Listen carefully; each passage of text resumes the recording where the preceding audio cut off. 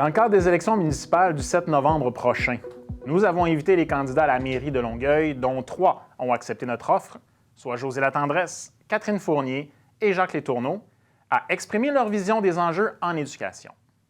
Bien que l'éducation soit de compétence provinciale, les municipalités peuvent être des alliés du personnel de l'éducation et enrichir les services disponibles pour celles et ceux qui fréquentent les établissements scolaires. Plus généralement, elles peuvent donner un coup de pouce aux enfants, aux jeunes et aux moins jeunes.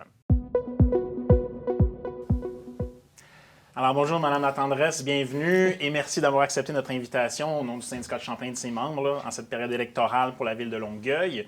Alors, dans un premier exercice pour cet entretien-là, je vous inviterai à peut-être nous parler de votre plateforme électorale et surtout celle en relation avec les enjeux en éducation. Oui, bonjour. Merci de me donner l'occasion de pouvoir vous rencontrer.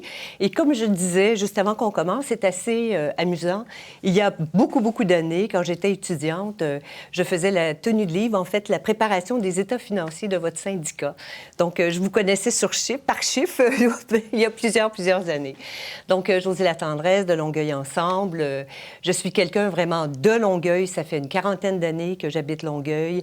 J'ai 4 enfants, ils ont grandi, étudié ici. J'ai aussi étudié ici, j'ai enseigné, j'ai travaillé dans des organismes communautaires, j'ai été extrêmement impliquée.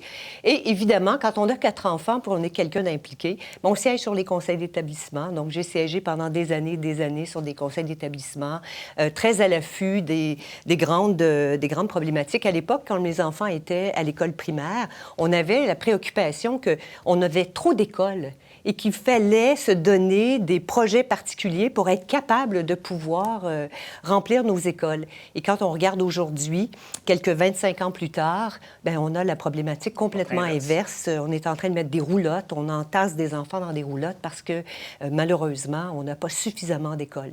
Donc, vous voyez comment le rythme change. Et, au niveau de notre...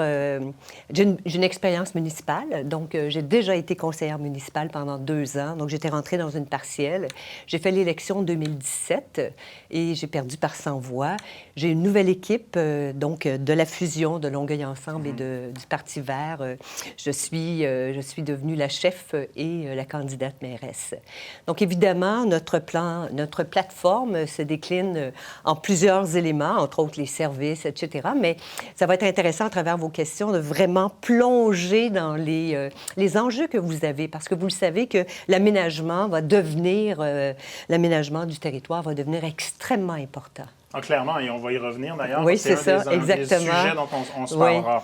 Bien, écoutez, pour vous permettre de plonger, comme vous le nommez, à travers les différents enjeux que le syndicat de Champlain souhaite adresser, bien, on va y aller avec les questions express. Oui. Donc, ça va dynamiser un peu l'entrevue. Excellent. Questions où vous répondez rapidement oui, Parfait. non et... Bon, vous êtes une politicienne chevronnée, donc on vous demande de restreindre vos réponses à sa plus simple expression. Excellent. Donc, première question. Contrer le décrochage scolaire dans les milieux défavorisés en travaillant avec les partenaires de l'éducation?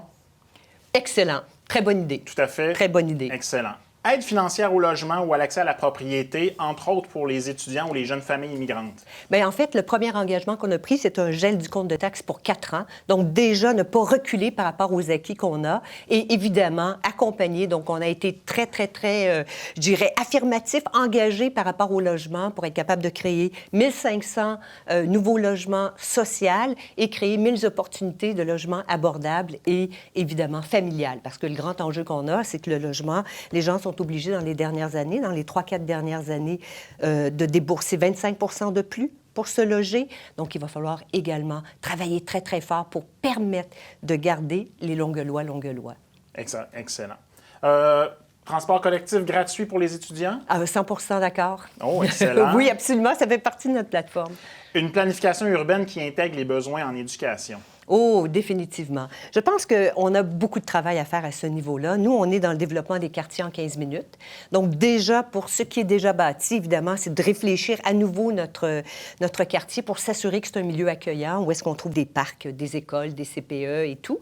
Mais quand on est en développement, donc on pense, par exemple, de l'autre côté de la 30, il va falloir réfléchir notre aménagement d'une perspective beaucoup plus fine pour penser aux familles, penser aux écoles. Mais gardez-vous des Oui, je sais. munitions. Tout à l'heure, on va aller plus en Oui, profondeur OK, dans ce dossier-là. excellent. Les nouveaux arrivants sont-ils suffisamment bien accompagnés lorsqu'ils arrivent à Longueuil? Bien, en fait, c'est un autre sujet. Moi, je viens de créer un comité aviseur interculturel. Je pense qu'on a beaucoup de travail à faire pour faciliter leur intégration à Longueuil. Parfait. Accès gratuit aux activités culturelles de la ville pour les élèves et les équipes du réseau de l'éducation? Bien, je pense qu'on doit être partenaire avec vous pour faciliter l'accès, définitivement. Est-ce que c'est une gratuité? Est-ce que c'est un partenariat avec un parrain? On verra, mais définitivement. Parfait. Valoriser la contribution des aînés dans le développement d'une offre de services pour accompagner justement les nouveaux arrivants pour les intégrer.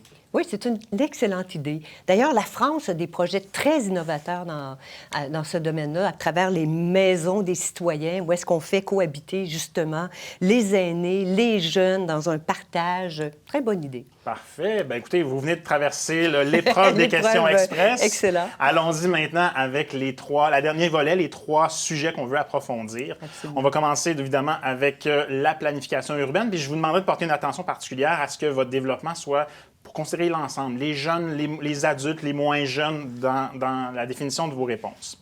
Vos solutions en planification urbaine. Écoutez, force est de constater, et vous l'avez nommé un peu vous-même dans votre introduction, Longueuil, c'est un enjeu majeur. C'est-à-dire que, pour utiliser une expression que j'ai construite moi-même, il y a des déserts scolaires sur le territoire de Longueuil. Donc, il y a des familles qui s'installent dans certains quartiers qui sont dépourvus d'écoles, alors que partout sur le territoire, vous l'avez aussi nommé, on a des unités modulaires dans presque l'ensemble des écoles du secteur. Donc, on vit une problématique de surpopulation dans nos écoles. Le secteur Vauclin, pour ne parler que de lui, Oui. tout ce que ça a généré comme Oui. polémique autour de cette construction d'école. Oui. Bref, il y a un enjeu de planification Oui. au regard, et là, éducation au sens large, qu'on parle du CPE jusqu'à l'école primaire et l'école secondaire. Quelle stratégie, comment vous voyez la mise en œuvre de solutions dans l'avenir par rapport à ça? Oui, je pense qu'on doit définitivement actualiser notre territoire au complet, notre compréhension du territoire, les terrains. Donc, vous le savez, ça devient de plus en plus complexe. C'est comme quand on a un grand terrain, c'est facile de mettre 3 pommiers quand on n'a pas encore d'arbres. Mais évidemment, quand on commence à aménager l'ensemble de notre territoire, il faut qu'on ait une image beaucoup plus fine de ce que nous avons sur la table. Donc, il va falloir qu'on travaille en amont. Je pense qu'on hérite présentement probablement de devoirs pas faits, je dirais, au niveau de l'aménagement. Donc, c'est pour ça que tout d'un coup, on a, comme vous dites tantôt, des roulottes, des étudiants des élèves qui ne sont pas en mesure de pouvoir se loger. Nous, d'entrée de jeu, on se dit, quand on est en aménagement, quand on est en développement, il faut réfléchir d'une façon beaucoup plus intégrée, inclusive. Donc, il faut réfléchir à tout le monde. Donc, du jeune qui va aller, le CPE, l'école, parce que ça, c'est tous des terrains. Il faut déjà qu'on dessine sur le territoire quand on est en train de développer tous nos morceaux. Donc, on a des territoires, on a des milieux humides qu'on doit faire attention, qu'on doit protéger. On a des écoles, on a des CPE, on a aussi un aménagement spécial pour nos personnes âgées également. Donc, nous, on prône beaucoup la mixité. Donc, dans une logique de quartier en 15 minutes, donc c'est un peu comment on le conceptualise, il faut s'assurer qu'on a l'ensemble de nos ressources, les parcs, les écoles, les CPE, notre aménagement qui nous permet de vivre et de créer un réel milieu de vie. Je vous donne un exemple. Au niveau du métro, on a pensé développer, on a oublié les écoles, on a oublié les ressources, on a oublié que c'est plus qu'un transit, c'est un milieu de vie. Donc, il va falloir s'asseoir avec nos différents partenaires et s'assurer qu'on ne manque pas de morceaux, pas travailler en silo, travailler de façon intégrée. Et qu'en est-il des fameux promoteurs immobiliers actuellement pour qui l'appétit de la valeur marchande des terrains est immense? Alors, comment on compose avec tout ça? Bien, en fait, je pense qu'on doit se donner une vision. Parce que sur un territoire, c'est pas pour rien qu'on veut un maire ou une mairesse, surtout une mairesse.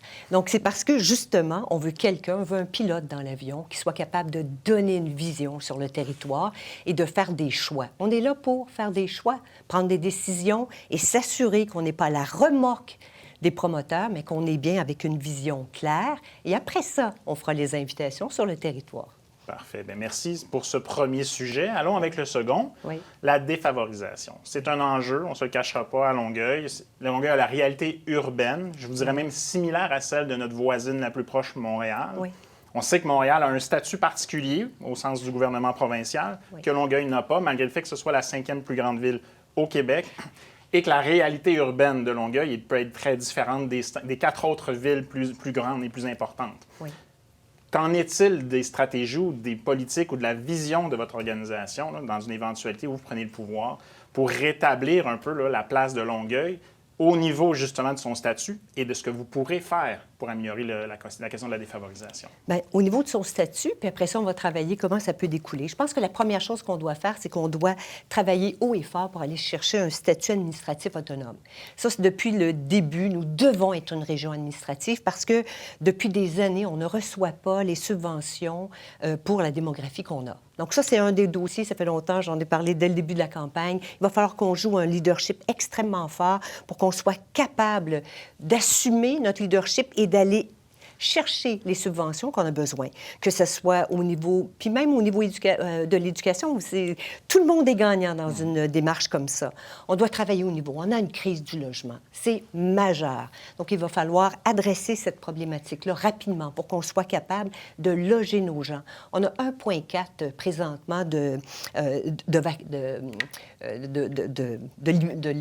logement libre. Voyons, j'avais juste le terme en anglais. Donc, de logement libre. Donc, il va vraiment falloir travailler sur du logement social, du abordable et travailler également sur du familial. Il y a plein de nouveaux modèles. Donc, on peut faire de la conversion. On ira chercher aussi un droit de préemption.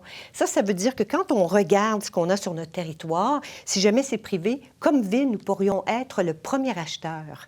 Donc, on a besoin d'avoir un portrait clair, d'être capable d'aller chercher des outils puis des leviers. Donc, travailler fort sur notre leadership, une région administrative, mais on sait ça va venir, et travailler également dans le développement du logement, mais aussi accompagner. Donc, moi, j'ai mis également 2,5 millions au niveau de le pôle d'économie sociale, qui devient, je dirais, souvent un premier tremplin de travail, et également 1,5 million pour les organismes communautaires, en plus de pousser beaucoup sur l'immobilier collectif.